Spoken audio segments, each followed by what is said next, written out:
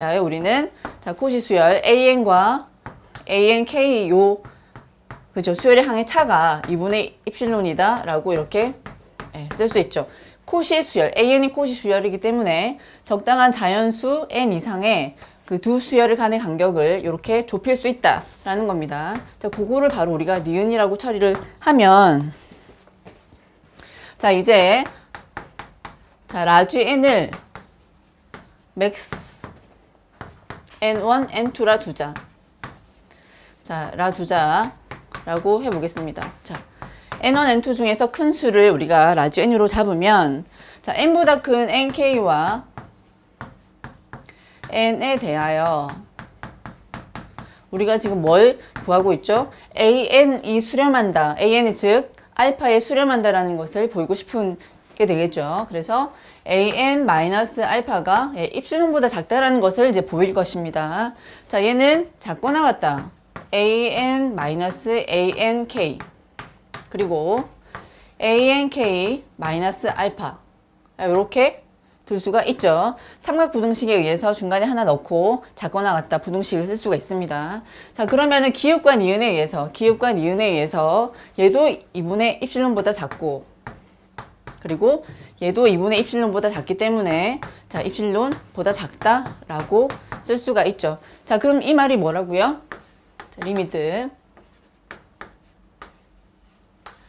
AN은 알파이다 이렇게 정리가 된다라는 겁니다. 자 AN을 코시 수열로 봤을 때 얘가 코시 수열이면 AN은 수렴한다에 대한 증명을 이렇게 한번 해봤습니다. 자 6번에서 여기 성립하는 것은 4번이 바로 답이 되겠습니다.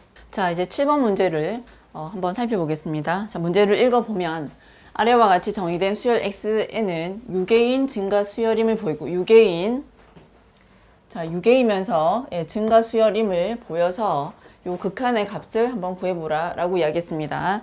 자, 요게 성립이, 요 문제의 근거가 되는 정리가, 자, CRM 45죠. 45 단조 수렴 정리라고 보시면 되겠고.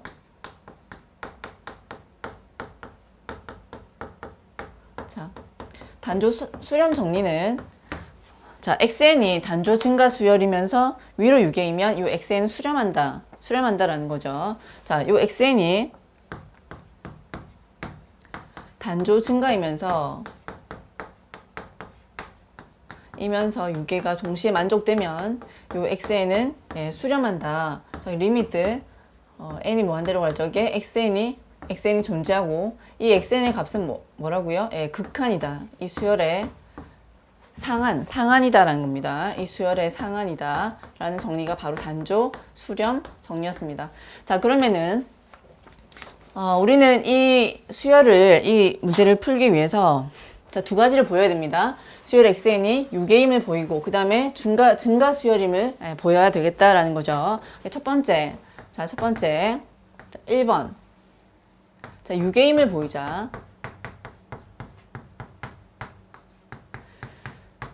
자, 유계임을 보이자라고 쓰겠습니다. 단조 수렴 정리에 의하면 위로 유계이면 됩니다. 위로 유계이면 되는데 여기에서 이제 유계가 위로 유계냐 아래로 유계냐 주어지지 않았기 때문에 위아래 바운디드 되어지는 그런 유계임을 보여보도록 하겠습니다. 자, 일단 우리가 xn이 뭐보다 작냐라고 얘기를 우리가 찾아야 되는데 이 값을 찾기 위해서 자, 이 수열이 수렴한다는 전제하에서 그 극한값을 찾아서 그걸 미리 여기다가 대입해 보는 거죠. 자, 이 값을 만약에 수열 xn이 결론적으로 수렴한다, 모든 증명을 마치고 수렴한다라고 가정했을 때 이 수열의 극한값을 먼저 우리가 특성 방정식을 이용해서 한번 구해 보겠습니다. 자, 8알파 이렇게 되겠죠. 자, 이 알파라고 하는 것은 이 수열 xn의 극한을 바로 알파로 저희 대체를 했고요. 자, 그럼 알파 3승 마이너스 6알파 제곱 플러스 8알파 이렇게 돼서 자, 알파 제곱 마이너스 6알파 플러스 8 이렇게 되겠죠. 자, 알파의 값은 0이거나 2이거나 4 이렇게 세 개 중에 하나가 나옵니다. 자, 우리가 봤을 적에는 x1이 지금 현재 3이고 위로 유계가 되고 위로 유기이면서 단조 증가가 되어서 아마도 4에 수렴할 것이다라는 것을 우리가 추측해 볼 수 있습니다. 자, 증명을 하기 위해서 4를 미리 이제 극한이 존재한다라는 전제하에서 4를 가져와서 xn이 4보다 작다라는 것을 한번 보여본다라는 겁니다. 아시겠죠? 이 4보다 작다라는 것이 전체적으로 보여지면 증명이 완료가 되는 거죠. 자, 그래서 우리가 4보다 작은 것과 또 우리가 생각할 수 있는, 추측할 수 있는 게 뭐냐면 xn은 3에서 출발해서 점점점 증가하는, 그리고 4에서 6이가 되어지는 수열이 있다라고 우리가 추측이 가능하기 때문에 3보다 작거나 같다임을, 요 유기임을 보여보도록 하겠다라는 겁니다. 자, xn이 3보다 크거나 같고 4보다 작다임을 보이겠습니다. 보여보자. 요거는 굳이 증명에 쓰지 않아도 되겠죠. 자, 요거를 한번 보이는 게 우리의 숙제가 되겠죠. 자, 그렇게 한다면 첫 번째, 수학적 귀납법에 의해서 x1에 대해서 성립함을 보이고 k번째 성립함을 가정해서 k 플러스 1번째 성립함을 보여주면 모든 자연수에 대해서 우리는 요 3과 4 사이에 있다라는 요 증명이 완료가 되는 겁니다. 그렇죠. 자, 현재 x1이 3이니까 우리는 요 x1이 3보다 크거나 같고 4보다 작다 이다라는 것은 자명한 사실이 되는 거죠. 자, 두 번째, xk가 3과 4 사이다 이라고 가정하자. 이라고 가정하면, 자, 우리는 k 플러스 1번째 의항이 요런 범위 안에 있다라는 것을 보여주면 된다라는 겁니다. 자, xk 플러스 1에, 그죠? 요게 3과 4 사이임을 보일 텐데 주어진 점화식에 3승이 나와 있으니까 우선 우리는 3승을 이렇게 처리를 하겠습니다. 자, 그러면은 6xk 제곱 마이너스 8xk가 되고 2xk를 묶어서 3xk 마이너스 3라고 이렇게 전개를 하겠습니다. 자, 그러면 xk가 3과 4 사이이기 때문에, 자, 이 xk는 뭐와 뭐 사이입니까? 6과, 자, 네모로 처리해서 6과 8 사이 라는 것을 알 수 있고, 그 다음, 자, 이 값은 세모로 처리할게요. 자, 요 양끝 값을 한번 찾아보겠습니다. 3배하고 4를 빼주면, 그죠? 5보다 크거나 같고, 그 다음 여기서 4도 3배하고 4를 빼주면 8보다 작다라는 것을 우리가 알 수가 있죠. 그러면은 두 부등식의 곱의 범위는 어떻게 나오죠?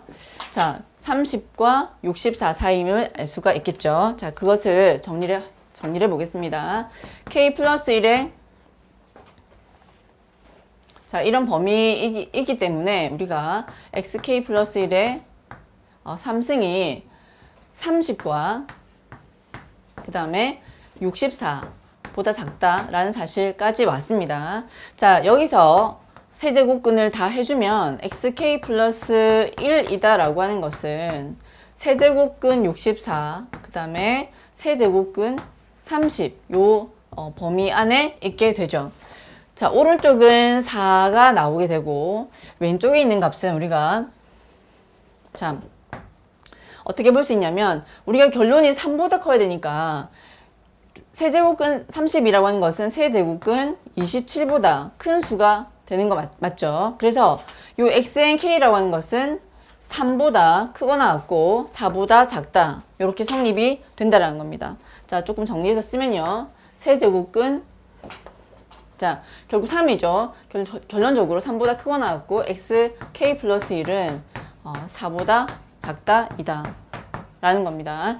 자, 첫 번째 항 성립하고 k번째 항 가정했을 때 그 다음이 성립을 했기 때문에, 따라서 모든 자연수 n에 대하여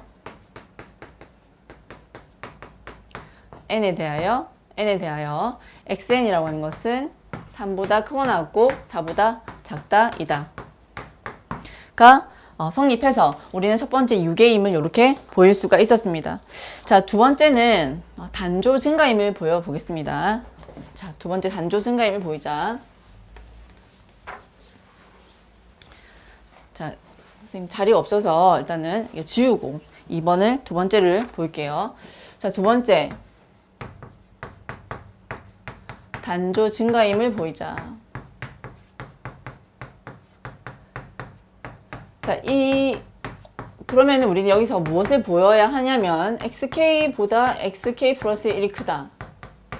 자, n을 바꾸면요, 그죠? xn보다 xn 플러스 1이 크다라는 사실을 보여주면 얘기가 되겠죠. 자, 요 단조 증가임도 수학적 귀납법을 이용해서 문제를 한번 들어가 보겠습니다. 자, 첫 번째는 첫 번째 항 x1, x2, x2가 x1보다 크다이다. 이것은 실제로 계산해 보면 명확하게 나오죠. x1은 3이 되고, 자, 우리가 x2의 2를 구해야지 알 수가 있는데 2의 3승이라고 하는 것은 6 곱하기 x1 3이죠. 곱하기 9가 되고 마이너스 3이죠. 8, 3, 24 이렇게 돼서 자, 54에서 24를 빼면은 자, 30이 나오게 되고요. 30이 나오게 돼서 x2는 세제곱근 이렇게 30이 나오게 됩니다. x1이 3이니까 세제곱근 27이 되어서 결국 x2가 더 크죠. 이런 과정을 생략 이렇게 써주시면 되겠습니다. 자, 첫 번째 항이 성립함을 보였다. 자명한 부분이 또 될 수가 있고, 자, 두 번째 K번째 항이 성립한다고 가정하자. 이라고 가정하자. 가정하면 자, 우리는 또 무엇을 보면 되겠습니까? 여기서부터 우리는 또 xk 플러스 1보다 xk 플러스 2가 크다라는 것을 보여주시면 됩니다. 그죠? 자, 그러면은 우리가 뒷항에서 앞항을 뺐을 때 0보다 크다라는 사실로 가져가면 되기 때문에 xk 플러스 2 마이너스 xk 플러스 1 이렇게 전개를 하고 싶은데, 자, 3승이 나와 있으니까 여기도 마찬가지로 3승을 이렇게 처리를 해서 문제를 푸는 게 맞다는 거죠. 자, xk 플러스 2의 3승은 전항의 제곱해서 6배. 그죠? x는 또 바로 전항의 8배 해서 빼주는 거기 때문에 6xk 플러스 1의 3승 마이너스 8. 자, 이렇게 되고. 자, 그 다음 마이너스 k 플러스 한 번째 항은 고전항 6xk 제곱 마이너스 8xk 이렇게 전개가 됩니다. 자, 여기가 3승이 아니라 2승이죠. 예, 주어진 게 2승이니까 2승으로 이렇게 처리를 합니다. 자, 그래서 계산을 좀 해봐야 되는데 하면 자, 요 제곱항 x 플러스 한 번째 요 동류항끼리 아니죠. 요 제곱에서 제곱을 빼는 그 과정으로 우리 인수분해를 해보겠습니다. 자, 6에서 xk 플러스 1의 제곱 마이너스 xk의 제곱 이렇게 되고, 그 다음 마이너스 8에다가 xk 플러스 1 마이너스 xk 이렇게 전개가 되죠. 자, 마이너스 플러스 마이너스 플러스 이렇게 됐죠. 자, 여기도 우리가 합차 공식을 써서 이렇게 묶어낼 수가 있잖아요. 그래서 바로 묶어내면 xk 플러스 1 마이너스 xk 그리고 플러스의 6배에서 바로 써보겠습니다. 6xk 플러스 1 그 다음에 플러스 6xk 마이너스 8 이렇게 계산이 됐습니다. 우리가 방금 여기서 가정을 했죠. xk보다 그 다음 항이 더 크다 라고 했기 때문에 이쪽은 0보다 크다 설명하고요. 자, 여기서 요 범위가 8보다 크면 바로 이 전체 값은 0보다 크게 되어서 자, 뒷항이 앞항보다 크다라고 우리가 결론을 내릴 수가 있습니다. 자, 그러면은 여기서 한번 보죠. 우리가 그 앞에 6의 임을 보일 때 이 값도 3보다 크거나 같고 요 값도 3보다 크거나 같다. 즉, 이 전체 값은 18보다 크거나 같고 여기도 18, 18보다 크거나 같기 때문에 이쪽은 요 밑줄은 요 범위라고 하는 것은 36보다 사실은 크거나 같다라는 거죠. 그렇기 때문에 8보다 36에서 8을 빼면 당연히 이 뒷항도 0보다 큰 값이 나오게 됩니다. 전체적으로 0보다 크다라고 결론을 내릴 수가 있습니다. 자, 따라서 x의 k 플러스 2의 3승 마이너스 이 값이 0보다 크니까 이렇게 바로 3승이 되어서 자, 우리는 xk 플러스 두 번째 항이 바로 요 전항보다 크다라고 결론을 내릴 수가 있겠습니다. 자, 그러므로 모든 자연수 n에 대하여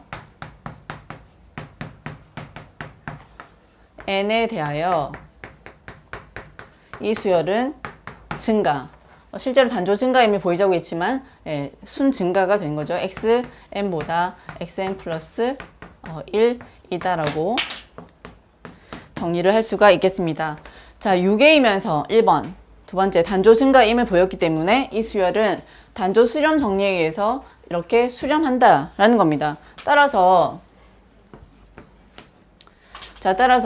리미트 n이 무한대로 갈 적에 우리가 xn이라고 하는 것은 수렴하기 때문에 특성 방정식 계산을 통해서 이 극한값을 구해낼 수 있다는 거죠. 그래서 우리가 맨 처음에 계산했던 그 특성 방정식 식을 이용해서 리미트 n이 무한대로 갈 때 이 xn의 값은 4이다.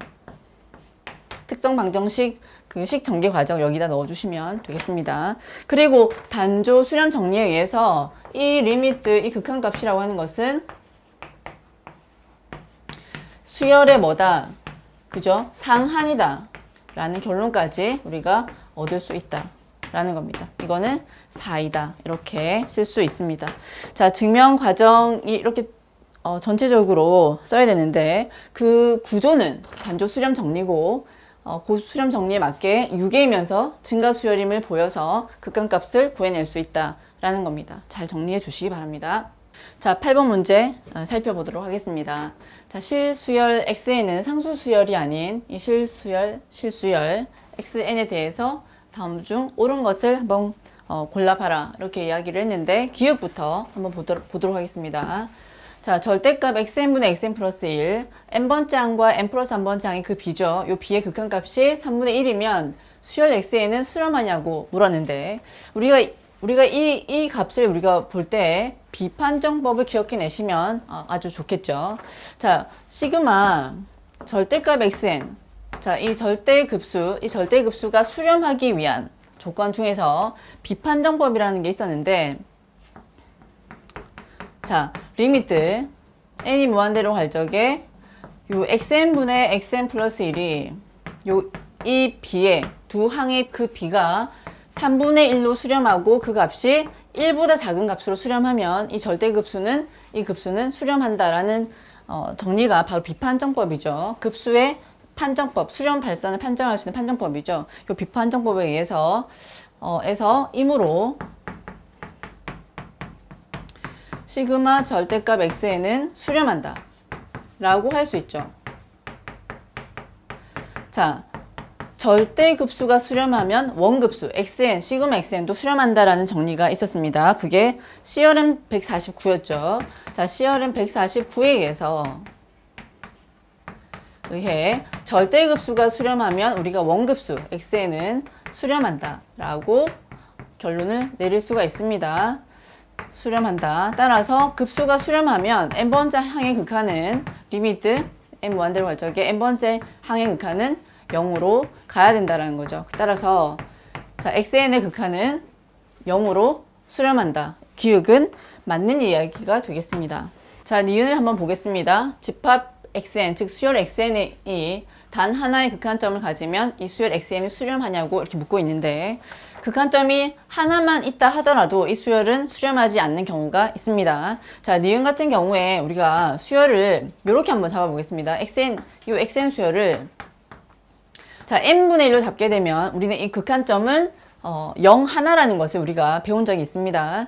자, 근데 이 n이 홀수인 경우에만 n분의 1로 잡고 자, 짝수인 경우에는 우리가 n으로 잡게 되면 자, 이런 경우가 되면은 극한점은 그죠? 극한점은 0으로 단 하나인데 극한점은 0 극한점은 0이 되고 하나 유일한 극한점을 가지게 되는데 그럼에도 불구하고 xn은 위로 계속 커지는 발산하는 수열이 된다는 겁니다. 그러나 xn은 위로 위로 점점 커지는 수열이 돼서 예, 유계가 아니기 때문에 유계가 아니라서 발산한다. 유계가 아니므로 우리 발산하는 예, 수열이 되겠다라는 겁니다. 자, 니은도 그런 거죠. 극한점이 하나지만 수열은 수렴하지 않는 경우가 있더라.